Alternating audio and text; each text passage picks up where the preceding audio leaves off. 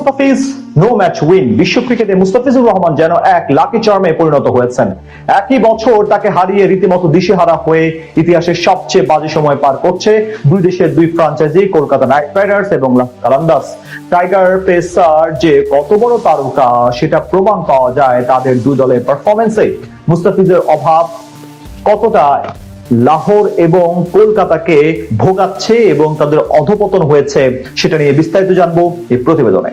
টি-20 ফরম্যাটে এখন দুনিয়ার সেরা পেসারকে?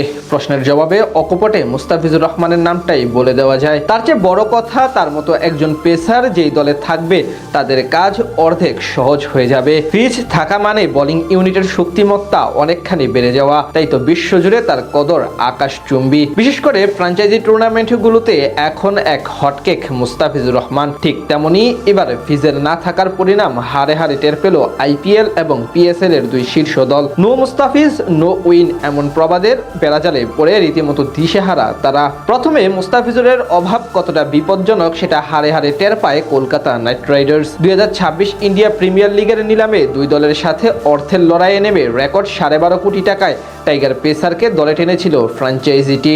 এরপর আসর শুরুর আগ মুহূর্তে তার সাথে অবিচার করে এবং অপেশাদারভাবে টুর্নামেন্ট থেকে বাদ দিয়ে দেয় ওপার বাংলার প্রতিনিধিরা।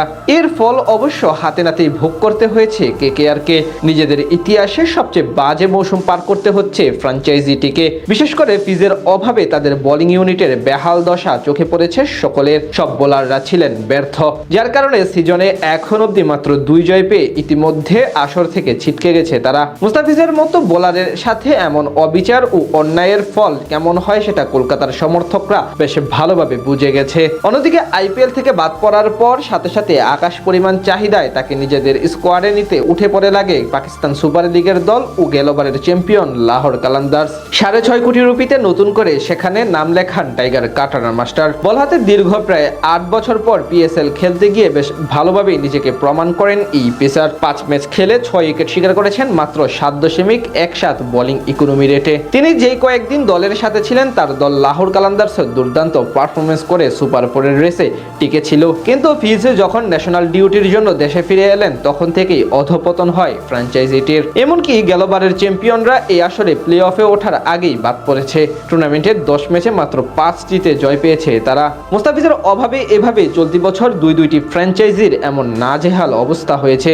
এখান থেকে পরিষ্কার বর্তমান সময়ে বল হাতে দুনিয়ার ক্রিকেটে কতটা কার্যকরী দ্য ফিজ। তিনি দলে থাকা মানে ম্যাচ জয়ের পথ অনেকটা সহজ হয়ে যাওয়া, আর না থাকা মানে বাকি বোলারদের জন্য কাজ আরো বেশি কঠিন হয়ে যাওয়া। এদিকে ফ্র্যাঞ্চাইজি টুর্নামেন্ট ছেড়ে এসে বল হাতে জাতীয় দলের হয়ে আবার ঠিকই উজ্জ্বল ছিলেন তিনি। নিউজিল্যান্ডের বিপক্ষে শেষ ওডিআইতে শিকার করেছেন 5 উইকেট, হয়েছেন ম্যাচ সেরা ক্রিকেটার।